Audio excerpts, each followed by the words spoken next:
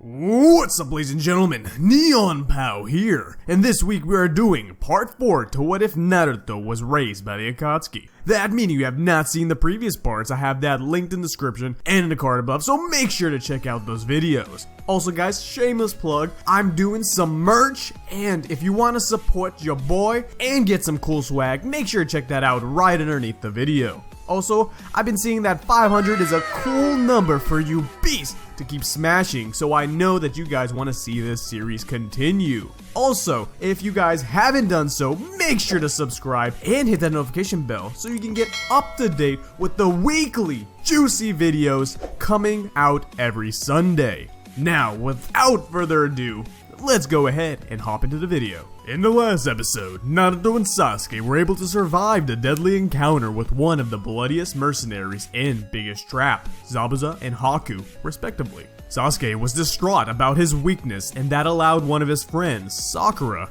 to be slain. Naruto, while he may be starting to build his own identity, is still following the plan of his clan, the Akatsuki, to infiltrate the Leaf Village and possibly befriend Sasuke. We now move to a few weeks after the mission. Sasuke, devoted to get stronger, trains with Naruto with the daily rigor. On top of that, since Kakashi felt that he was to blame for the loss of one of his pupils in the last mission, he goes above and beyond to train Naruto and Sasuke to become more powerful. Personally, he is especially enticed to do this because he wants Naruto and Sasuke to participate in the Chunin exams. Kakashi, as a proper sensei, looks to see what chakra natures the two young boys possess. He finds out that Sasuke is proficient in lightning, while Naruto is proficient in wind. He is glad he will be able to teach Sasuke his signature move, the Lightning Blade, but is saddened that he can't offer anything to Naruto. While Naruto could learn the move, since Kakashi understands he truly does possess outstanding skills, the move would be wasted on his potential. The sensei, being as quick-witted as usual, remembers a move his old sensei, Minato, created. The Rasengan would be the perfect jutsu for Naruto, as it was a neutral style jutsu that he believed Naruto would be able to eventually form into his own. Fortunately, Kakashi did indeed know the basics of the jutsu, as his sensei not only showed it to him countless times, but he had copied the jutsu using his Sharingan years before. With this, the training for his two pupils to create an ultimate move was set. It was almost time for the Chunin exams, and the two young ninja were able to make massive gains with constant training over the past weeks. The rigorous training actually allowed for the three to become even closer as a team, Naruto surprisingly even gaining a deeper fondness for his friend and sensei, something that he felt a bit odd as he didn't know he would feel this way from anyone outside the Akatsuki. By the time the Chunin exams rolled by, Sasuke was able to learn the Chidori and Naruto the Rasengan. Kakashi knew it would be risky to send the two boys in alone without a third member, but through seeing their extraordinary progress the past few weeks, he felt very confident in their power. And while he didn't mention it, he still believed Naruto was hiding some mysterious power within him. The two go to the sign-up area. The genjutsu in the room is child's play to them at this point, and they easily dismiss it, attracting the attention of other ninja there, specifically Neji and Lee. Neji makes a mental note of the two as he feels their overwhelming aura, but Lee wants an introduction. However, before Lee can introduce himself, Naruto and Sasuke are gone.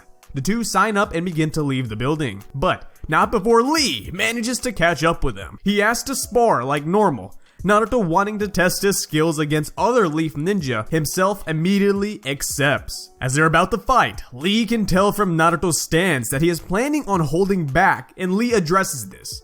Naruto is astonished that the ninja could tell by just looking at him, and agrees to take the fight seriously. Lee knows that fighting in the base form will not be enough, and he immediately opens the first two gates. Unfortunately for Lee, this is still not enough, and while the fight was extremely close, Naruto was able to defeat Lee before he used the third gate and his hidden lotus. Naruto, understanding Lee's perseverance, he would have used the jutsu and caused too much commotion for himself. Lee is frustrated, but now even more motivated to get stronger. Guy Sensei then surprises Lee and congratulates him on the splendid work. He also thinks to himself how exceptional that blonde-haired kid was to stop Lee before using the forbidden jutsu and causing him to intervene. Even though Guy was hidden, he wonders if the kid Genin could sense his presence, which shouldn't be the case unless he too was on Jonin level. Guy takes a special note on Kakashi's pupil. As Naruto and Sasuke are heading to do some late night training, Kankuro purposely bumps into Sasuke to just cause drama to the locals.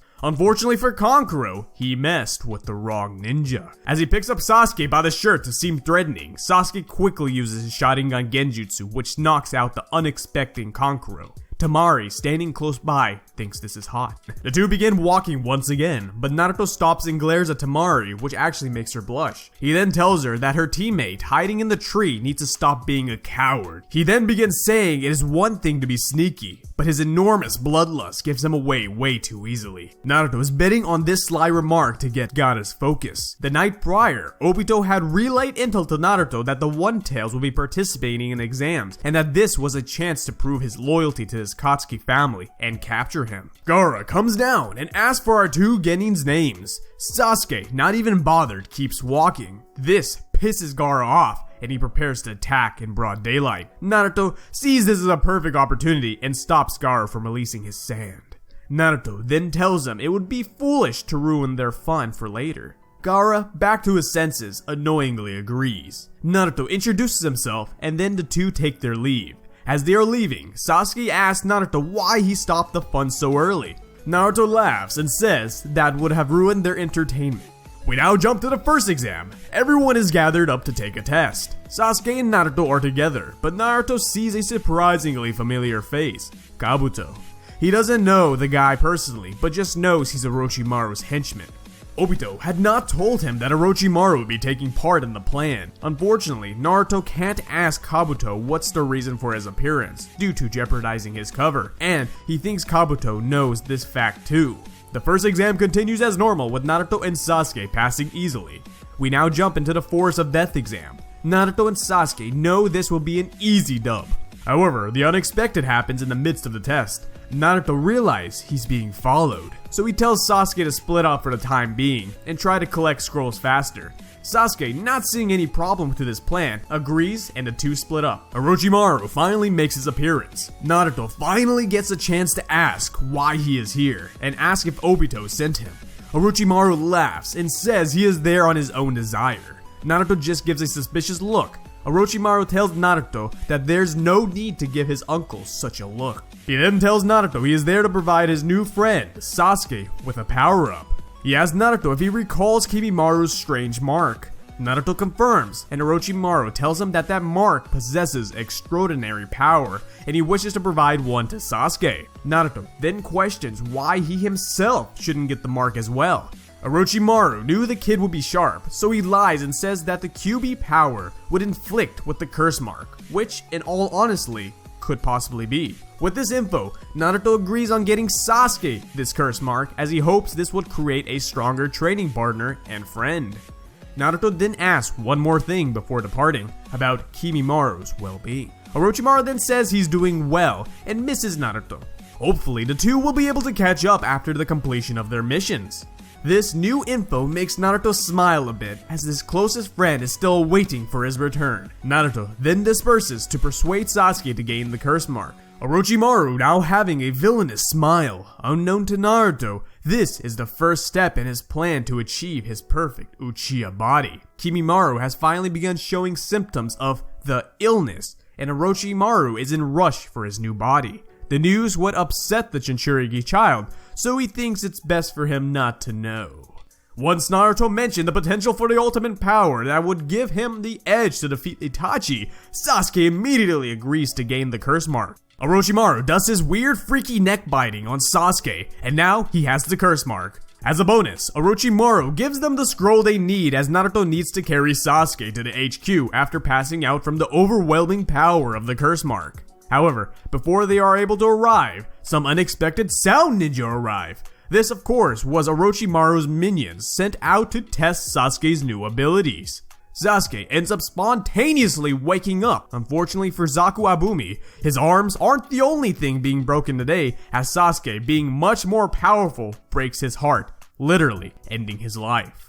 Naruto, understanding Sasuke is taking things way too far now due to the curse mark, needs to stop him immediately, as he is now about to end Kin's life next. Naruto, taught by his father Nagato, knows that taking a life without purpose is pointless. To quickly stop Sasuke, Naruto extracts some of the Nine Tails' power and knocks out Sasuke before he causes any more damage. Kin, as she thought her life was going to end, is welcomed by the glowing light of Naruto. Not sure if it was due to being saved or Naruto's charming looks, but she quickly gains a fondness towards the young Jinchuriki.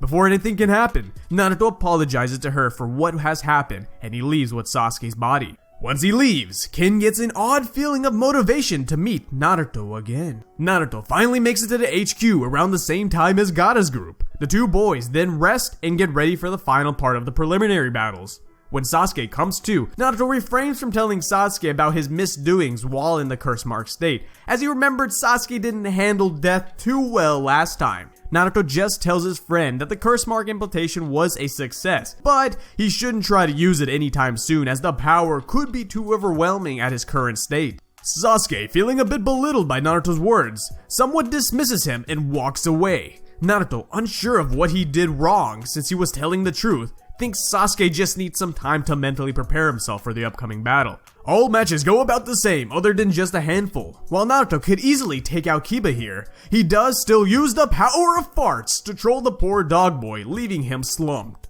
Sasuke goes against Kabuto's henchman and wins.